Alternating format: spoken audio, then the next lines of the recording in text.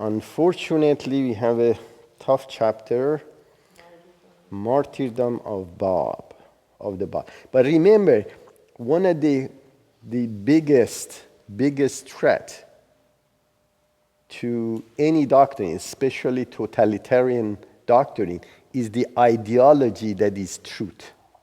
That's why they're against Baha'is in Iran, because there is no mechanism that can dislodge a totalitarian regime except the ideology, the true ideology of freedom, internal freedom, and adherence to that ideology. It was interesting so they put Baha'is in jail, they're trying to decide, they try to kick him out of the country. It's not because their fear of resurrection or armed thing against them. It's the ideology that proves that their methodology of their religion is really terminated, is the real problem. It's interesting, actually, they had an interview with in Cuba with the president of Cuba. This goes back to I think 40 years ago. And he was saying, and this is communism, pure communism. That's the only pure communism that is left, actually. A communist country, really. And they were saying they're not worried about Jews or Christians or capitalism. They're saying the only threat to communism, our way of life, is the doctrine of Baha'i religion. Because it achieves the same goal, but the methodology, has the individual freedom to achieve it. So it's just quite interesting that even pure communists know that the Baha'i religion was the only threat to them. Okay, let's read. Chapter 23, Martyrdom of the Bab. The tale of the tragedy that marked the closing stages of the Nehri's upheaval spread over the length and breadth of Persia and kindled a startling enthusiasm in the hearts of those who heard it. It plunged the authorities of the capital into consternation and nerved them to a resolve of despair. The Amir Nizam, the Grand Vizier of Nasir-i-Din Shah, was particularly overawed by these recurrent manifestations of an indomitable will, of a fierce and inflexible tenacity of faith. Though the forces of the imperial army had everywhere triumphed, though the companions of Mullah Hussein and Wahid had successively been mowed down in a ruthless carnage at the hands of its officers, yet to the shrewd minds of the rulers of Tehran it was clear and evident that the spirit responsible for such rare heroism was by no means vanquished, that its might was far from broken. The loyalty which the remnants of that scattered band bore to their captive leader still remained unimpaired. Nothing had as yet been successful, despite the appalling losses they had sustained, in sapping that loyalty or in undermining that faith. Far from being extinguished, that spirit had blazed more intense and devastating than ever. Galled by the memory of the indignities they had suffered, that persecuted band clung ever more passionately to its faith and looked with increasing fervor and hope to its leader. Above all, he who had kindled that flame and nourished that spirit was still alive and, despite his isolation, was able to exercise the full measure of his influence. Even a sleepless vigilance had been powerless to stem the tide that had swept over the entire face of the land, and which had as its motive force the continued existence of the Bab. Extinguish that light, choke the stream at its very source, and the torrent that had brought so much devastation in its wake would run dry. Such was the thought that swayed the Grand Vizier of Nasir-i-Din Shah. To do him to death seemed, to that foolish minister, the most efficacious means for the recovery of his country from the shame into which he thought it had sunk. Bestirred to action, he summoned his counselors, shared with them his fears and his hopes, and acquainted them with the nature of his plans. "Behold," he exclaimed, "the storm which the faith of the Sayyidi Bab has provoked in the hearts of my fellow countrymen.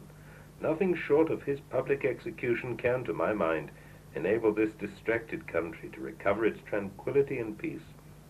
Who dare compute the forces that have perished in the course of the engagements of Sheikh Tabasi? Who can estimate the efforts exerted to secure that victory? No sooner had the mischief that convulsed Mazindaran been suppressed than the flames of another sedition blazed forth in the province of Fars, bringing in its wake so much suffering to my people. We had no sooner succeeded in quelling the revolt that had ravaged the south than another insurrection breaks out in the north, sweeping in its vortex Zanjan and its surroundings. If you are able to advise a remedy, acquaint me with it, for my sole purpose is to ensure the peace and honor of my countrymen." Not a single voice dared venture a reply, except that of Mirza Akbar Khan Inuri, the Minister of War, who pleaded that to put to death a banished Sayyid for the deed committed by a band of irresponsible agitators would be an act of manifest cruelty. He recalled the example of the late Muhammad Shah, whose invariable practice it had been to disregard the base calumnies the enemies of that Sayyid brought continually to his attention. The Amir Nizam was sorely displeased. "Such considerations," he protested, "are wholly irrelevant to the issue with which we are faced. The interests of the state are in jeopardy, and we can in no wise tolerate these periodic upheavals. Was not the Imam Hussein, in view of the paramount necessity for safeguarding the unity of the state, executed by those same persons who had seen him more than once receive marks of exceptional affection from Muhammad, his grandfather? Did they not, in such circumstances, refuse to consider the rights which his lineage had conferred upon him? Nothing short of the remedy I advocate can uproot this evil and bring us the peace for which we long." Disregarding the advice of his counselor, the Amir Nizam dispatched his orders to Nawab Hamzi Mirza, the governor of Azerbaijan, who was distinguished among the princes of royal blood for his kind-heartedness and rectitude of conduct, to summon the Bab to Tabriz. He was careful not to divulge to the prince his real purpose. The Nawab, assuming that the intention of the minister was to enable his captive to return to his home, immediately directed one of his trusted officers, together with a mounted escort, to proceed to Chirik, where the Bab still lay confined, and to bring him back to Tabriz. He recommended him to their care, urging them to exercise towards him the utmost consideration. 40 days before the arrival of that officer at Chirik, the Bab collected all the documents and tablets in his possession, and placing them, with his pen case, his seals, and agate rings, in a coffer, entrusted them to the care of Mullah Bakir, one of the letters of the living. To him he also delivered a letter addressed to Mirza Ahmad, his amanuensis, in which he, the Bab, enclosed the key to that coffer. He urged him to take the utmost care of that trust, emphasized the sacredness of its character, and bade him conceal its contents from anyone except Mirza Ahmad. Mullah Bakir departed forthwith for Kazvin. Within 18 days he reached that town and was informed that Mirza Ahmad had departed for Qum. He left immediately for that destination, and arrived towards the middle of the month of Shaban, the 12th of June to the 11th of July, AD 1850. I was then in Qum, together with a certain Sadiq-i Tabrizi, whom Mirza Ahmad had sent to fetch me from Zarand. I was living in the same house with Mirza Ahmad, a house which he had hired in the Bagh Panbi quarter. In those days Sheikh Azim, Sayyid Ismail, and a number of other companions likewise were dwelling with us. Mullah Bakir delivered the trust into the hands of Mirza Ahmad, who, at the insistence of Sheikh Azim, opened it before us. We marveled when we beheld among the things which that coffer contained a scroll of blue paper of the most delicate texture, on which the Bab, in his own exquisite handwriting, which was a fine Shikasti script, had penned in the form of a pentacle what numbered about 500 verses, all consisting of derivatives from the word Baha. And the footnote here says, according to a traveller's narrative, page 42, the Bab had produced no less than 360 derivatives from the word Baha. That scroll was in a state of perfect preservation, was spotlessly clean, and gave the impression at first sight of being a printed rather than a written page.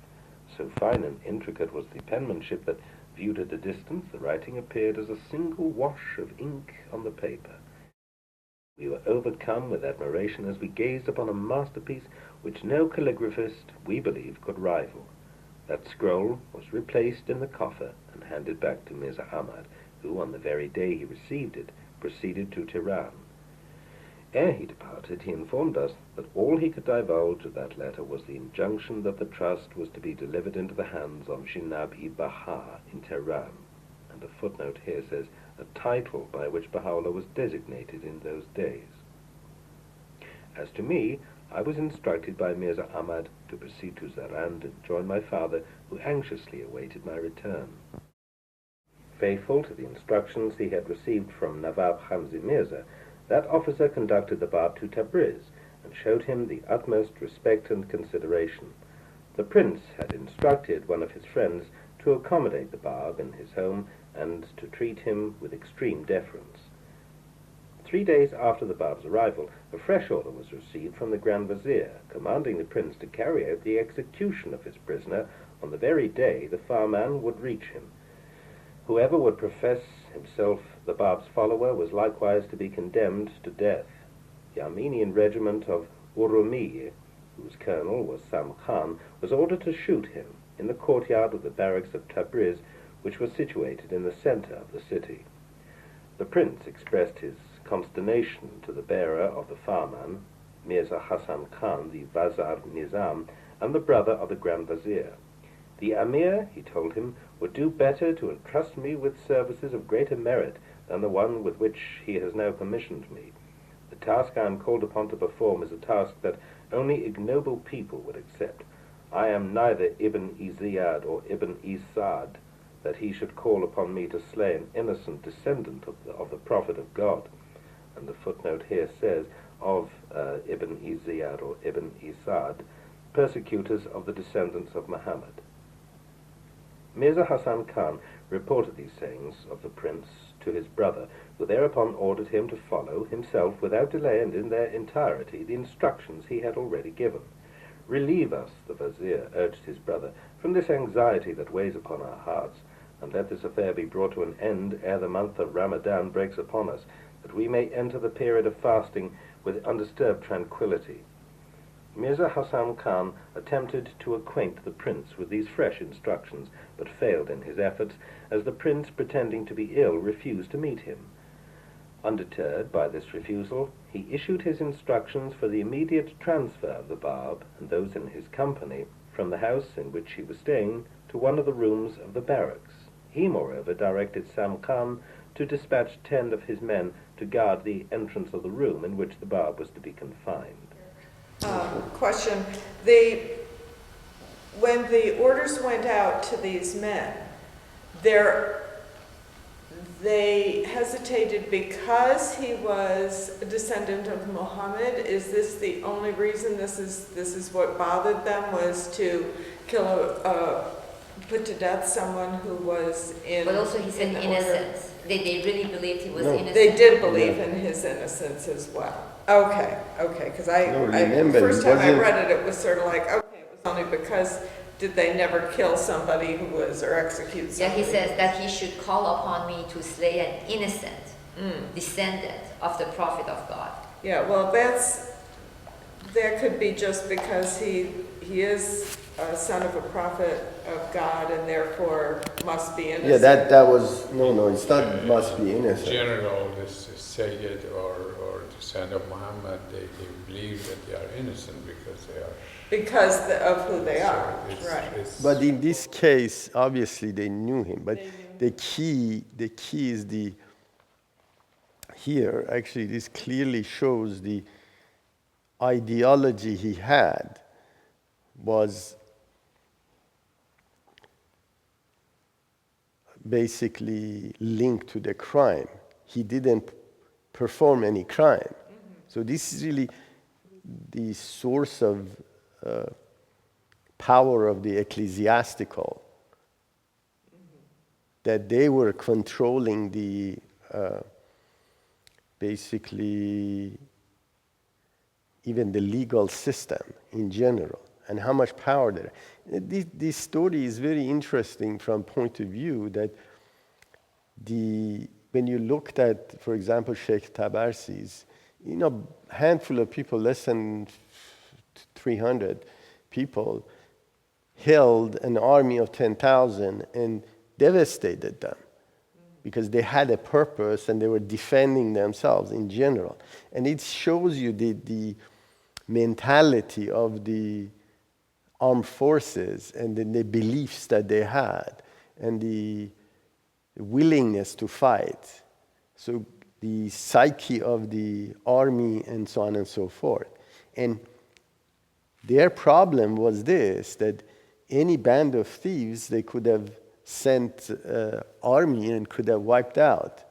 But they couldn't get rid of this ideology, and they were bleeding from a soldiers and the armament. And he's mentioning and that. So by eliminating the Bab, they were eliminating. Right. So they taught that the ideology, right? So that produces this kind of people. But the interesting part is this: is the same process that occurred that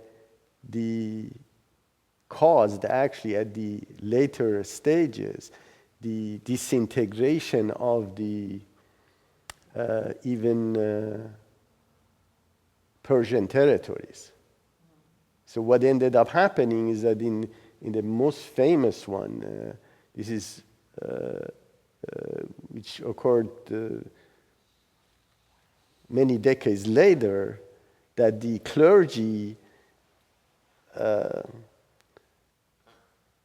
pushed these idiots, the Shah, to attack Russia with antiquated weapons, with no ideology, because they were infidels.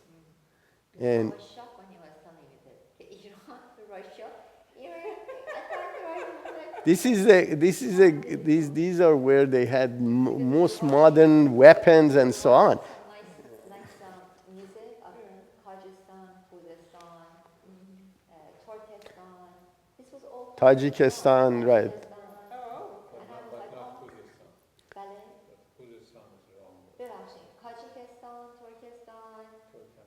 Turkmenistan. No, Afghanistan. It was Afghanistan, right. But anyways, so the whole point was that you see the state of the control of clergy, and this mentality, philosophy, and penetration of the ecclesiastical structure, even into the political system, caused disasters. Like they call it the agreement of Turkmenistan, which they lost the entire Azerbaijan province to Russia. They just signed it off because of clergy. That's it. Well, that was part of it, yeah. Right, disappeared. And these are the same idiots. So he's... Okay. Armenistan, part of Armenistan, Azerbaijan, Chechen, because we attacked. That was the price. What did they think? Look, this is the same Shah. Same Shah? Not the last Shah, this is another Shah. This is the one that it was not Saladin Shah, wasn't it? No, before that. That was during Bab'i, not Saladin Shah. It was not Saladin Shah. And this is an army of 10,000 that couldn't take a fort with 300... Deprived of his turban and sash, the twin emblems of his noble lineage, the Bab, together with Sir Hussein, his amanuensis, was driven to yet another confinement, which he knew well was but a step further on the way leading him to the goal he had set himself to attain. That day witnessed a tremendous commotion in the city of Tabriz. The great convulsion associated in the ideas of its inhabitants with the day of judgment seemed at last to have come upon them. Never had that city experienced a turmoil so fierce and so mysterious as the one which seized its inhabitants on the day the Bab was led to that place, which was to be the scene of his martyrdom. As he approached the courtyard of the barracks, a youth suddenly leaped forward who, in his eagerness to overtake him, had forced his way through the crowd, utterly ignoring the risks and perils which such an attempt might involve. His face was haggard, his feet were bare, and his hair dishevelled. Breathless with excitement and exhausted with fatigue, he flung himself at the feet of the Bab, and seizing the hem of his garment, passionately implored him, "Send me not from thee, O Master. Wherever thou goest, suffer me to follow thee." Muhammad Ali answered the Bab, "Arise and rest assured that you will be with me. Tomorrow you shall witness what God has decreed." A footnote here says, "It is no doubt a singular coincidence that both Ali Muhammad and Jesus Christ are reported to have addressed these words to a disciple, 'Today thou shalt be with me in paradise,' from Dr. T.K. Ching's The Reconciliation of Races and Religions, page 185. Two other companions, unable to contain themselves, rushed forward and assured the Bab of their unalterable loyalty.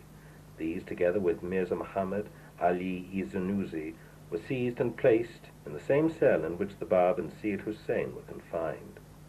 I have heard Syed Hussein bear witness to the following.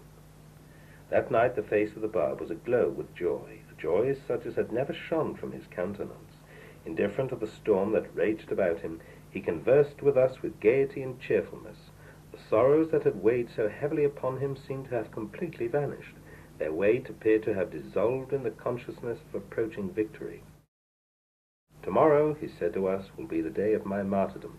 Would that one of you might now arise and with his own hands end my life. I prefer to be slain by the hand of a friend rather than by that of the enemy." Tears rained from our eyes as we heard him express that wish. We shrank, however, at the thought of taking away with our own hands so precious a life. We refused and remained silent. Mirza Muhammad Ali suddenly sprang to his feet and announced himself ready to obey whatever the Bab might desire. "This same youth who has risen to comply with my wish," the Bab declared as soon as we had intervened and forced him to abandon that thought, "will, together with me, suffer martyrdom. Him will I choose to share with me its crown." Early in the morning, Mirza Hassan Khan ordered his Farash Bashi to conduct the Bab into the presence of the leading mujtahids of the city and to obtain from them the authorization required for his execution. As the Bab was leaving the barracks, Syed Hussein asked the Bab what he should do. "Confess not your faith," he advised him. "Thereby you will be enabled, when the hour comes, to convey to those who are destined to hear you the things of which you alone are aware." He was engaged in a confidential conversation with him when the Farash Bashi suddenly interrupted and, holding Syed Hussein by the hand, drew him aside and severely rebuked him. "Not until I have said to him all those things that I wish to say," the Bab warned the Farash Bashi, "can any earthly power silence me. Though all the world be armed against me, yet shall they be powerless to deter me from fulfilling to the last word my intention." The Farash Bashi was amazed at such a bold assertion. He made, however, no reply and bade Syed Hussein arise and follow him. When Mirza Muhammad Ali was ushered into the presence of the mujtahids, he was repeatedly urged, in view of the position which his stepfather, Syed Ali Zunuzi, occupied, to recant his faith. "Never," he exclaimed, "will I renounce my master. He is the essence of my faith and the object of my truest adoration. In him I have found my paradise, and in the observance of his law I have recognized the ark of my salvation." "Hold your peace," thundered Mullah Muhammadi Mamakani, before whom that youth was brought. "Such words betray your madness. I can well excuse the words for which you are not responsible." "I am not mad," he retorted. "Such a charge should rather be brought against you, who have sentenced to death a man no less holy than the promised Qaim. He is not a fool who has embraced his faith and is longing to shed his blood in his path." The Bab was, in his turn, brought before Mullah Muhammad Mamakani. No sooner had he recognized him, the Bab, than he seized the death warrant he himself had previously written and, handing it to his attendant, bade him deliver it to the Farash Bashi. "No need," he cried, "to bring the Sayyid Bab into my presence. This death warrant I penned the very day I met him at the gathering presided over by the Wali Ad. He surely is the same man whom I saw on that occasion, and has not in the meantime surrendered any of his claims." From thence the Bab was conducted to the house of Mirza Bakir, the son of Mirza Ahmad, to whom he had recently succeeded. When they arrived, they found his attendant standing at the gate and holding in his hand the Bab's death warrant. "No need to enter," he told them. "My master is already satisfied that his father was right in pronouncing the sentence of death. He can do no better than follow his example." Mullah Murtada Kuli, following in the footsteps of the other two mujtahids, had previously issued his own written testimony, and refused to meet face to face his dreaded opponent. No sooner had the Farashbashi secured the necessary documents than he delivered his captive into the hands of Sam Khan, assuring him that he could proceed with his task now that he had obtained the sanction of the civil and ecclesiastical authorities of the realm. Sayyid Hussein had remained confined in the same room in which he had spent the previous night with the Bab. They were proceeding to place Mirza Muhammad Ali in the same room when he burst forth into tears and entreated them to allow him to remain with his master. He was delivered into the hands of Sam Khan, who was ordered to execute him also if he persisted in his refusal to deny his faith. Sam Khan was, in the meantime, finding himself increasingly affected by the behavior of his captive and the treatment that had been meted out to him. He was seized with great fear lest his actions should bring upon him the wrath of God. "I profess the Christian faith," he explained to the Bab, "and entertain no ill will against you. If your cause be the cause of truth, enable me to free myself from the obligation to shed your blood." "Follow your instructions," the Bab replied, "and if your intention be sincere, the Almighty is surely able to relieve you from your perplexity." Sam Khan ordered his men to drive a nail into the pillar that lay between the door of the room that Sayyid Hussein occupied and the entrance to the adjoining one, and to make fast 2 ropes to that nail from which the Bab and his companion were to be separately suspended. Mirza Muhammad Ali begged Sam Khan to be placed in such a manner that his own body would shield that of the Bab. He was eventually suspended in such a position that his head reposed on the breast of his master. As soon as they were fastened, a regiment of soldiers ranged itself in 3 files, each of 250 men, each of which was ordered to open fire in its turn until the whole detachment had discharged the volleys of its bullets. The smoke of the firing of the 750 rifles was such as to turn the light of the noonday sun into darkness.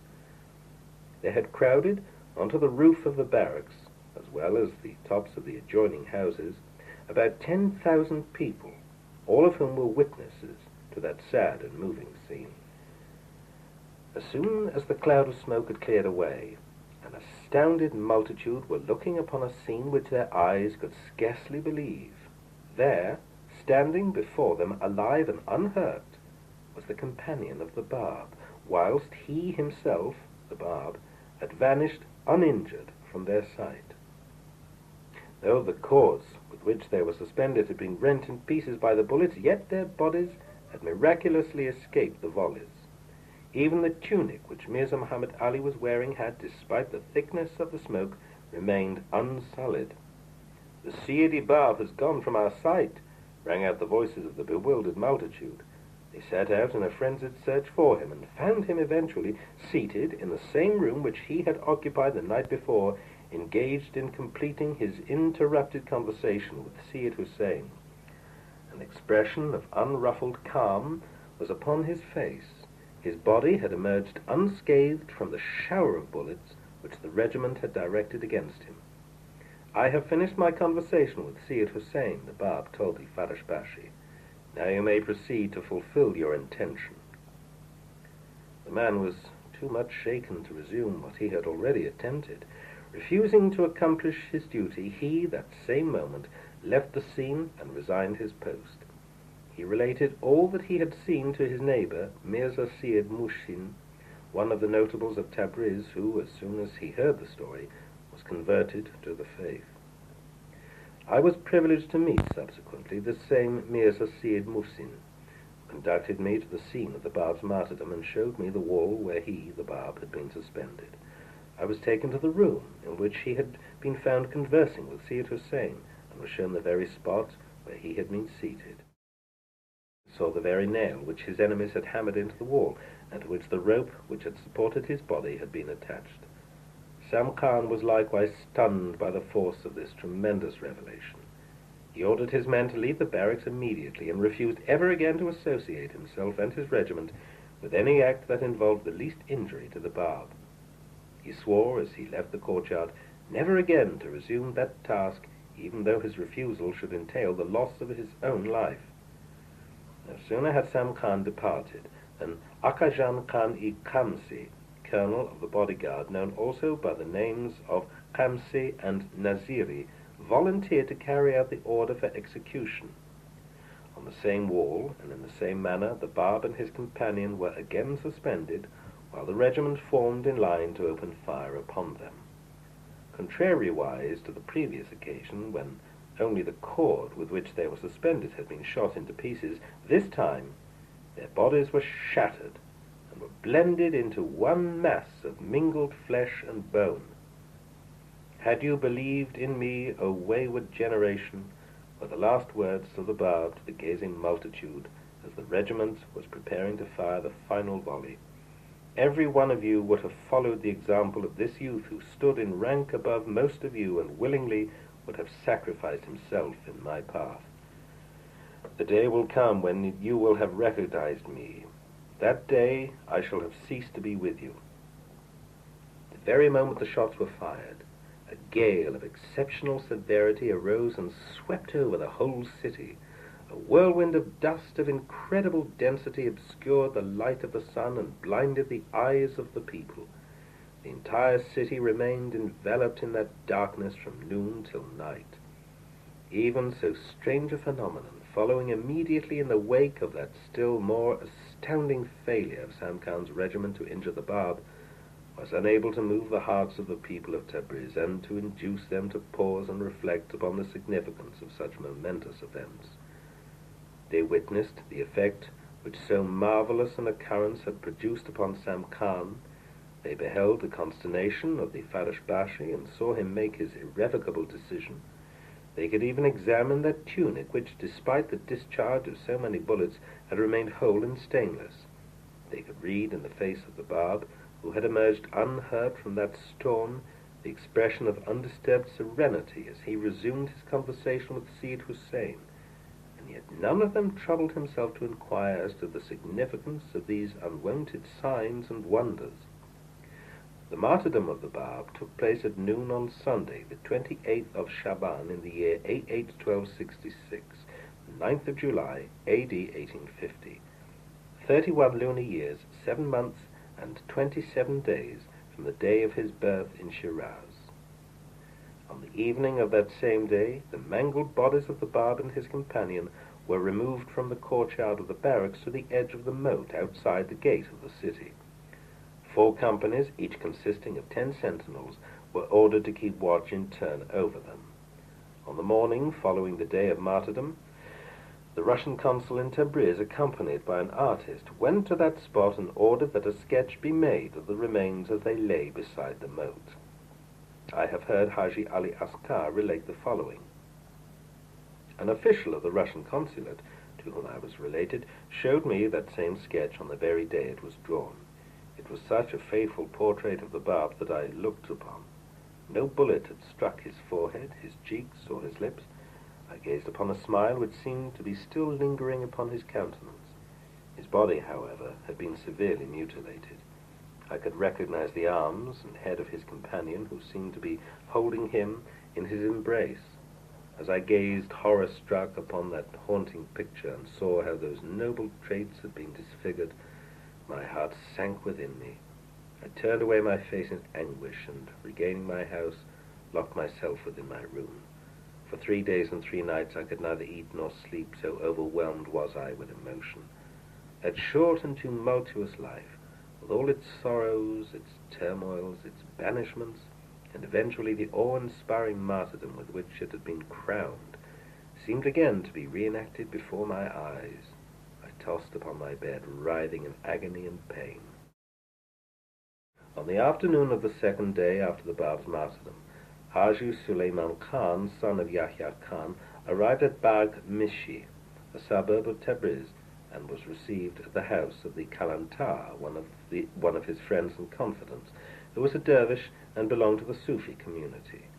As soon as he had been informed of the imminent danger that had threatened the life of the Bab, Haji Suleiman Khan left Tehran with the object of achieving the Bab's deliverance. To his dismay, he arrived too late to carry out his intention. No sooner had his host informed him of the circumstances that had led to the arrest and condemnation of the Bab, and related to him the events of his martyrdom, than he instantly resolved to carry away the bodies of the victims, even at the risk of endangering his own life. The Kalantar advised him to wait and follow his suggestion rather than expose himself to what seemed to him would be inevitable death. He urged him to transfer his residence to another house and to wait for the arrival that evening of a certain Haji Alayar, who, he said, would be willing to carry out whatever he might wish to do. At the appointed hour, Haji Suleiman Khan met Haji Alayar, who succeeded, in the middle of that same night, in bearing the bodies from the edge of the moat to the silk factory owned by one of the believers of Milan, laid them the next day in a specially constructed wooden case, and transferred them, according to Haji Suleiman Khan's directions, to a place of safety. Meanwhile, the sentinels sought to justify themselves by pretending that, while they slept, wild beasts had carried away the bodies. Their supporters, on their part, unwilling to compromise their own honor, concealed the truth and did not divulge it to the authorities. Haji Suleiman Khan immediately reported the matter to Baha'u'llah, who was then in Tehran, and who instructed XXIII to dispatch a special messenger to Tabriz for the purpose of transferring the bodies to the capital. This decision was prompted by the wish of the Bab himself, had expressed in the Ziyarat-i-Shah Abdul Azim, a tablet he had revealed while in the neighborhood of that shrine, and which he delivered to a certain Mirza Suleiman-i-Khatib, who was instructed by him to proceed together with a number of believers to that spot, and to chant it within its precincts. Well is it with you, the Bab addressed the buried saint in words such as these, in the concluding passages of that tablet, to have found your resting place in Rai, under the shadow of my beloved, would that I might be entombed within the precincts of that holy ground. I was myself in Tehran, in the company of Mirza Ahmad, when the bodies of the Bab and his companion arrived. Baha'u'llah had in the meantime departed for Kabila, in pursuance of the instructions of the Amir Nizam. XXIII, together with Mirza Ahmad, transferred those remains from the Imam Zadi Hassan, a local shrine in Tehran, where they were first taken, to a place the site of which remained unknown to anyone excepting themselves. That place remained secret until the departure of Baha'u'llah for Adrianople, at which time XXIII was charged to inform Munir, one of his fellow disciples, of the actual site where the bodies had been laid. In spite of his search, he was unable to find it. It was subsequently discovered by Jamal, an old adherent of the faith, to whom that secret was confided while Baha'u'llah was still in Adrianople. That spot is, until now, unknown to the believers, nor can anyone conjecture where the remains will eventually be transferred. The first in Tehran to hear of the circumstances attending that cruel martyrdom, after the Grand Vizier, was Mirza Akka Khan-i-Nuri, who had been banished to Kashan by Muhammad Shah when the Bab was passing through that city. He had assured Haji Mirza Jani, who had acquainted him with the precepts of the faith, that if the love he bore for the new revelation would cause him to regain his lost position, he would exert his utmost endeavor to secure the well-being and safety of the persecuted community. Haji Mirza Jani reported the matter to his master, the Bab, who charged him to assure the disgraced minister that ere long he would be summoned to Tehran and would be invested by his sovereign with a position that would be second to none except that of the Shah himself. He was warned not to forget his promise and to strive to carry out his intention. He was delighted with that message and renewed the assurance he had given.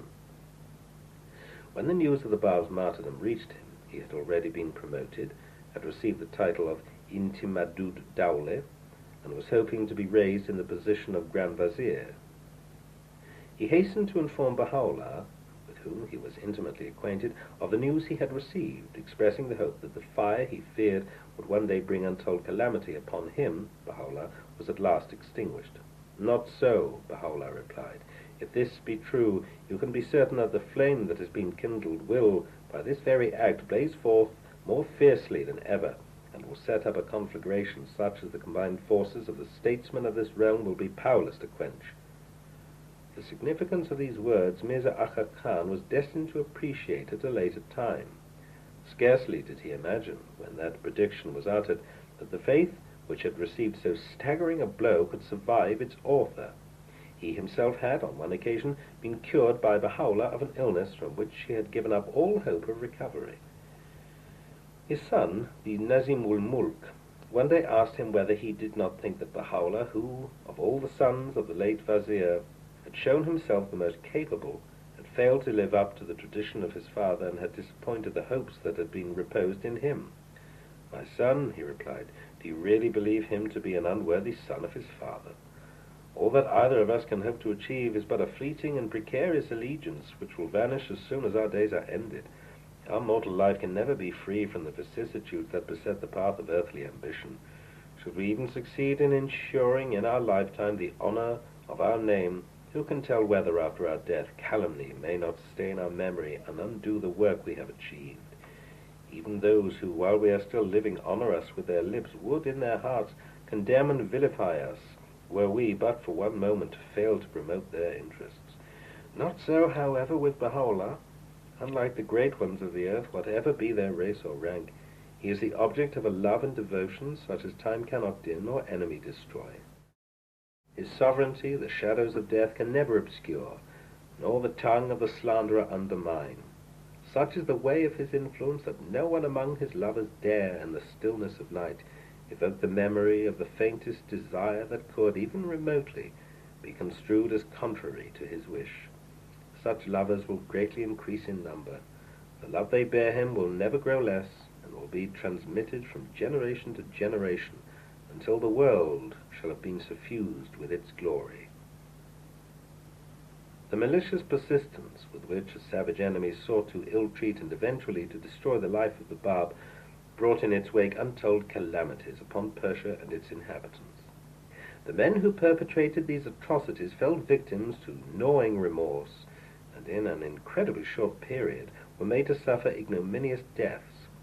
As to the great mass of its people, who watched with sullen indifference the tragedy that was being enacted before their eyes, and who failed to raise a finger in protest against the hideousness of those cruelties, they fell in their turn victims to a misery which all the resources of the land and the energy of its statesmen were powerless to alleviate.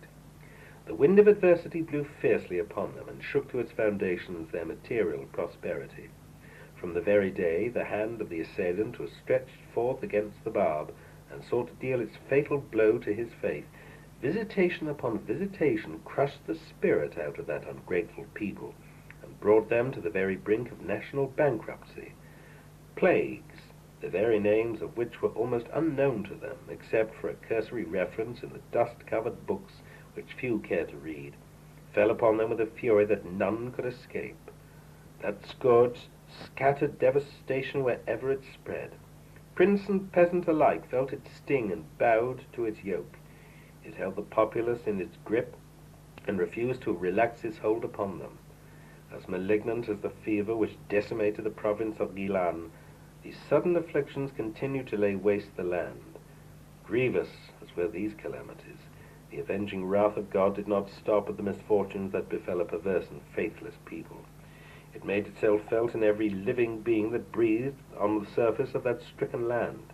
It affected the life of plants and animals alike, and made the people feel the magnitude of their distress. Famine added its horrors to the stupendous weight of afflictions under which the people were groaning. The gaunt spectre of starvation stalked abroad amidst them, and the prospect of a slow and painful death haunted their vision. People and government alike sighed for the relief which they could nowhere obtain. They drank the cup of woe to its dregs, utterly unregardful of the hand which had brought it to their lips, and of the person for whose sake they were made to suffer. That's difficult English. Sorry? It's a very difficult English. It's a very unfamiliar word, you know. It's a very difficult. The English is a little bit confusing. I don't know. It's just this part. I don't follow. I have to read it later on. Please elaborate.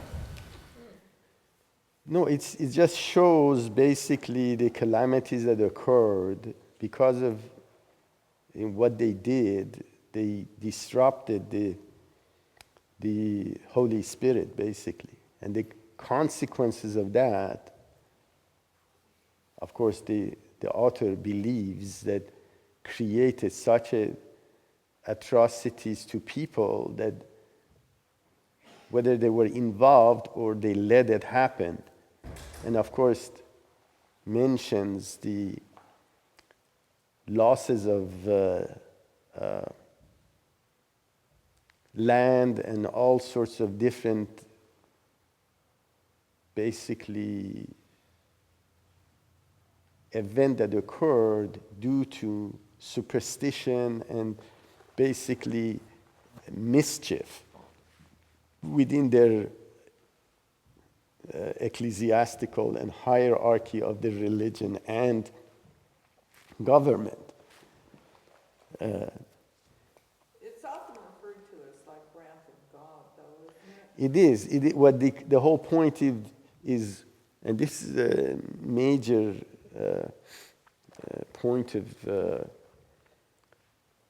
debate related to, of course, as Baha'is, there is no invisible hand of God that causing an event. The question is that there are consequences of violating Holy Spirit. So, and this debate was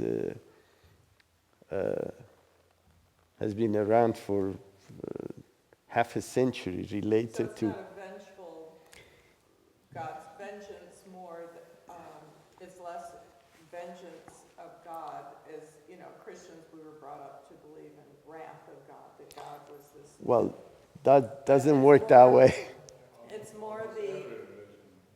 Right. It's more the consequences of not following God. Right. What happens is that the condition that causes these atrocities basically creates that environment where the science and new revelation could have helped preventing them or lessening the process. Once you take that positive force out, you're left to the laws of nature.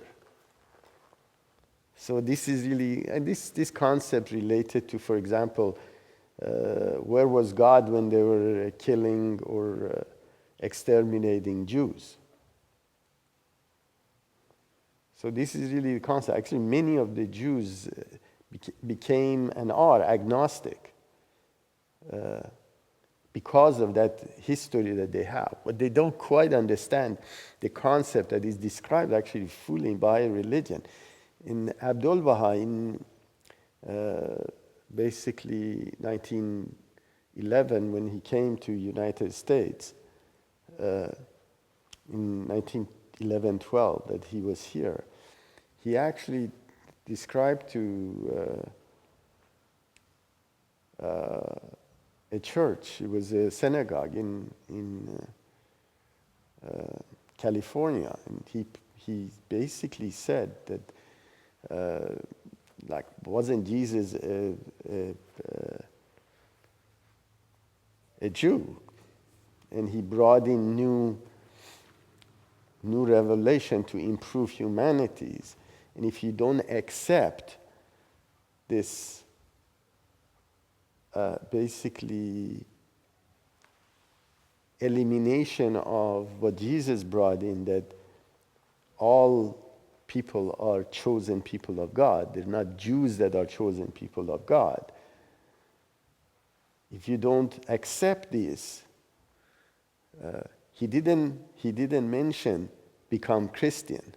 You see, It's very interesting. Actually, another priest asked him, are you coming here to make our Christians Baha'is and you're trying to propagate yours? I said, no. I'm here to tell you how to be a good Christian. So this is really the whole point. And Abdul Baha mentioned to them, if you don't do this, the whole Europe would raise against you. And that's exactly what happened.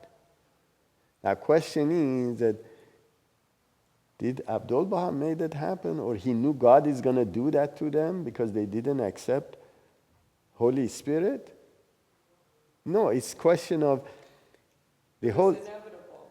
That's right. The question is that this is the umbrella protection of the Holy Spirit. You can operate under it, or you can operate outside the umbrella. So then you fall into laws of nature, which basically survival of the fittest. And a bacteria has a better chance if you don't have the science or cleanliness or doctrine that the new religion brings in, and you fall into those, right? So this apocalyptic type of events that occur really follows. They were already set up in motion? It is present all the time because it's laws of nature. So you can prevent from falling into it or be subject to it. So this is, as a matter of fact, I'm not sure if it says here, but the couple of prominent Baha'is at the time that they were actually pleading to Baha'u'llah because the whole Iran was fell into famine and people were dying. And this is the cycle which occurs.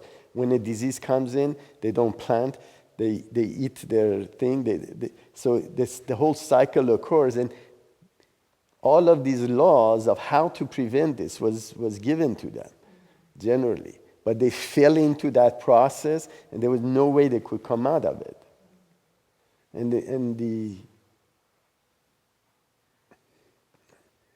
We read, I think I can probably find it.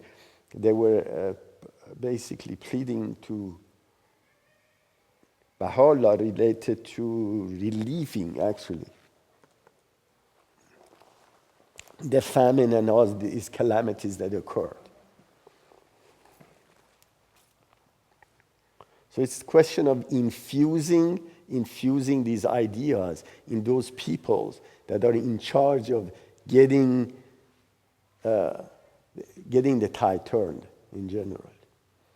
Now, this clearly shows that most of these people were crooked people, and they were doing this to benefit financially or benefit from a status in their government. So they, ironically, because they were so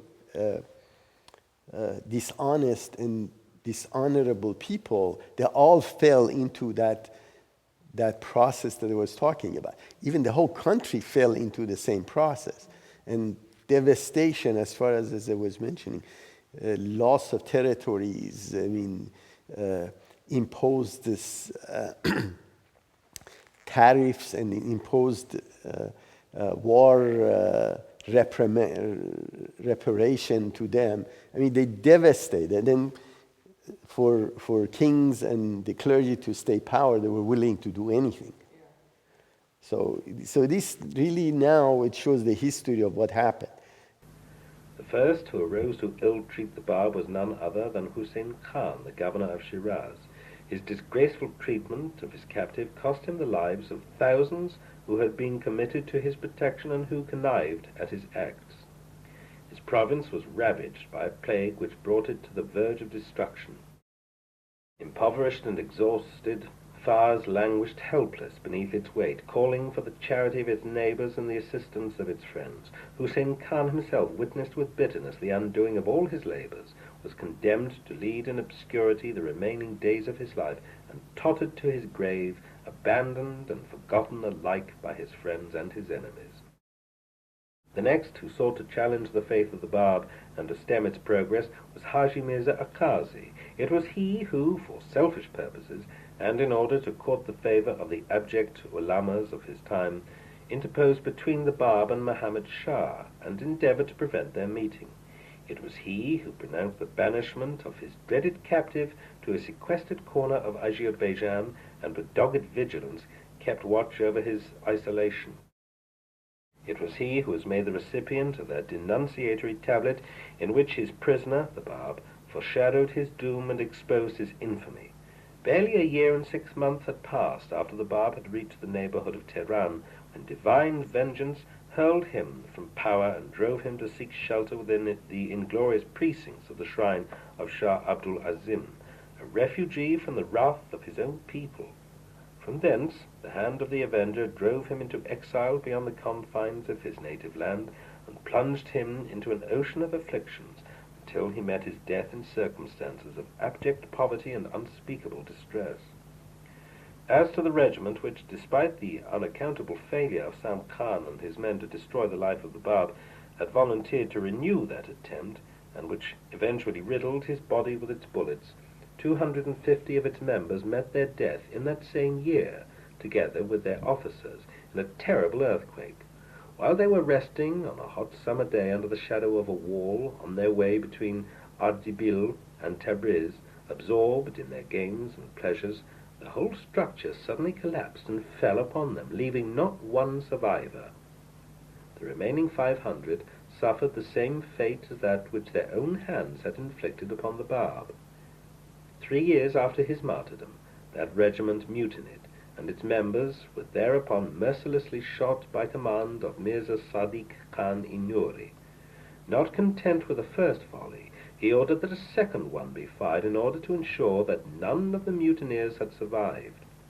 Their bodies were afterwards pierced with spears and lances and left exposed to the gaze of the people of Tabriz. That day, many of the inhabitants of the city, recalling the circumstances of the Bab's martyrdom, wondered at that same fate which had overtaken those who had slain him. Could it be, by any chance, the vengeance of God, a few were heard to whisper to one another, that has brought the whole regiment to so dishonorable and tragic an end? If that youth had been a lying impostor, why should his persecutors have been so severely punished? These expressed misgivings reached the ears of the leading mushtahids of the city, who were seized with great fear, and ordered that all those who entertained such doubts should be severely punished. Some were beaten, others were fined, all were warned to cease such whisperings, which could only revive the memory of a terrible adversary and rekindle enthusiasm for his cause. The prime mover of the forces that precipitated the Bab's martyrdom, the Abi-Nizam, and also his brother, the Wazir-Nizam, his chief accomplice, were within 2 years of that savage act subjected to a dreadful punishment, which ended miserably in their death. The blood of the Amir-Nizam stains to this very day the wall of the bath of Fin, a witness to the atrocities his own hand had wrought. So it's good to say this Haji Mirza Aghasi, they were saying that this is one of the most influential in terms of progress in Iran, which is completely opposite of the truth.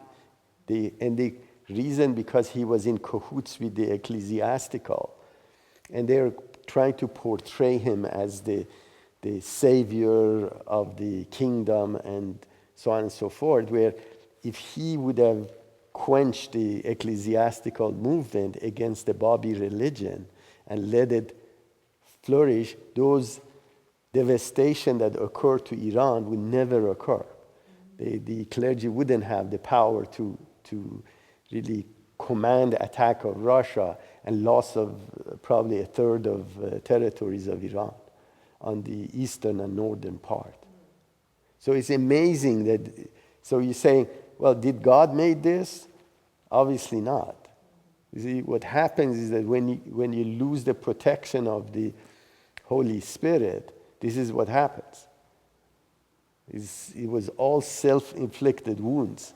And nobody is really looking at it, is that Reality is this, and this is, it was interesting. Of course, people have different views on the models, even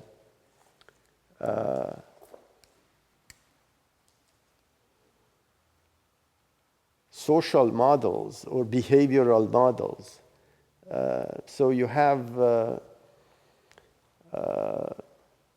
so if you create a mathematical model and it's a closed system, and what happens is that if you take the element of change out of the model itself, what ends up happening, then they start to basically eat themselves. So the more they stay, the more damage is gonna do. And to who? To the poor people? No. Of course, from a historical point of view, 30 years or 50 years is nothing. But the key really is the devastation they cause to themselves after because you can't sustain an authoritarian environment or regime forever. And they know this. So the question is that because they don't allow evolutionary change to occur, the only avenue would be left for them. They can delay this process of change, but it moves from an evolutionary process to a revolutionary process with a massive bloodshed. That's the only alternative that would be left. That's right. Okay.